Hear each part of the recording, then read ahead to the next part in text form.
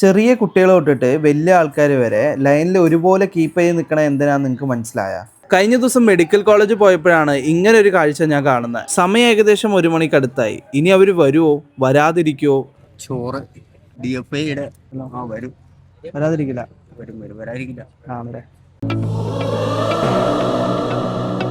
ഇവിടെ വന്നപ്പോഴാണ് ഒരു കാര്യം മനസ്സിലായത്. കേരളത്തിലെ വീട്ടിലെ അമ്മമാര് അവര് വീട്ടിൽ വെക്കുന്ന ഫുഡ് വീട്ടിലുള്ള ഒരു അംഗത്തിന് കൊടുത്തയക്കുന്ന പോലെ പൊതി കെട്ടി ഹൃദയപൂർവ്വം പൊതിച്ചോറ് എന്നൊരു പദ്ധതിയുടെ കീഴിൽ കൊടുത്തയക്കുന്നത്. ഇത് വാങ്ങിക്കാനുള്ള തിരക്കാണെന്ന് മനസ്സിലാക്കിയപ്പോഴാണ് ശരിക്കും ഞാൻ ഷോക്കായത്. കാരണം വർഷത്തിലെ 365 ദിവസവും ഒരു ദിവസം പോലും മുടങ്ങാതെയാണ് കേരളത്തിലുള്ള സർക്കാർ ഹോസ്പിറ്റലുകളിൽ ആയിരക്കണക്കിനുള്ള അമ്മമാരും അച്ഛന്മാരൊക്കെ ഈ ഒരു പൊതിച്ചോറ് കഴിക്കുന്നത്. ശരിക്കും ഈ വീഡിയോ ചെയ്യാനുള്ള കാരണം ഒരു രാഷ്ട്രീയവൽക്കരണോ അല്ലെങ്കിൽ ഏത് രാഷ്ട്രീയക്കാരെയും കുറ്റപ്പെടുത്തേ ഏത് മതത്തെയും കുറ്റപ്പെടുത്തേ ഒന്നുമല്ല. കാരണം വിശപ്പിന്റെ വില എന്താണെന്നും വിശപ്പാണ് വലുതെന്ന് മനസ്സിലാക്കുന്ന ആൾക്കാരിൽ ഒരാളാണ് ഞാൻ.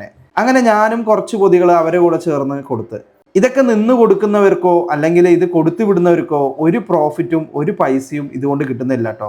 എന്തിനേറെ അവര് വെച്ച് കൊടുക്കുന്ന ആ ഒരു പൊതിച്ചോറിന്റെ പൊതി ഏത് ലിംഗക്കാർക്കാ കിട്ടുന്നതെന്നോ ഏത് ജാതിക്കാരനാ ഏത് പാർട്ടിക്കാരനാന്നൊന്നും ആ അമ്മച്ചിമാർക്കും അറിയില്ല. ഇത് പൊതിഞ്ഞു തന്നത് ആരാന്ന് നമുക്കും അറിയില്ല. ഇനി കിട്ടുന്ന പൊതികളിലോ ഓരോരുത്തർക്കും ഓരോ ഐറ്റംസ്. ക്യാബേജ് തോരനുണ്ട്, പിന്നെ ചെമ്മിച്ചാറുണ്ട്, ഒരു അച്ചാറുണ്ടായിരുന്നു, പിന്നെ മോളുടെ അതില് സാമ്പാറ്, മോര്, അച്ചാറ്, പപ്പടം, ഒരു ഫിഷാണ്.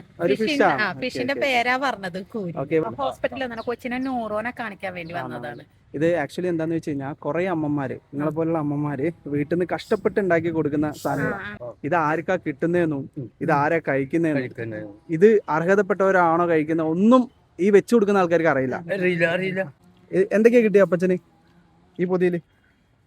സാമ്പാർ ഉണ്ടായിരുന്നു, തോരൻ ഉണ്ടായിരുന്നു, ഒരു മുട്ട ഓംലെറ്റ് ഉണ്ടായിരുന്നു. ഓക്കെ. ഇവിടെ വർക്ക് ചെയ്യാണോ? അല്ല, ഞാൻ ഹോസ്പിറ്റലിലേക്ക് വന്നതാണ്. എന്തായാലും വിശക്കുന്ന ആൾക്ക് ഇത് കിട്ടുന്ന ഏറ്റവും ഒരു നല്ല കാര്യം തന്നെയല്ലേ? ഇന്ന് അതാണെങ്കിൽ എനിക്കിത് വളരെ ഉപകാരമായി. ഞാൻ ചേട്ടനായിട്ട് ഹോസ്പിറ്റലിൽ വന്ന വഴിയാണ്.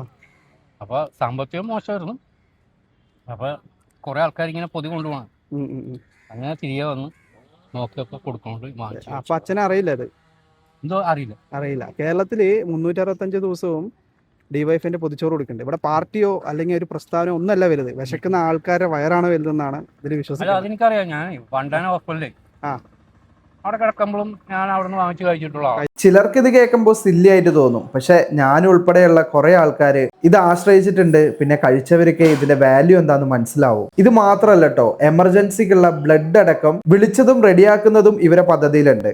പക്ഷേ നമ്മുടെ പ്രവർത്തനം നിലക്കില്ല. ഒന്നും പ്രതീക്ഷിച്ചിട്ടില്ല. നമ്മൾ സംഘടനാപരമായി നമ്മൾ മുന്നിലേക്ക് പോകണം. ഒന്നും തോറ്റാലും കൊള്ളാം, ജയിച്ചാലും കൊള്ളാം. എന്ത് ചെയ്താലും നമ്മൾ ഈ ക്യാമ്പയിനുകളായിട്ട് ഓരോരോ ക്യാമ്പയിനുകളായിട്ട് മുന്നിലേക്ക് തന്നെ പോകും.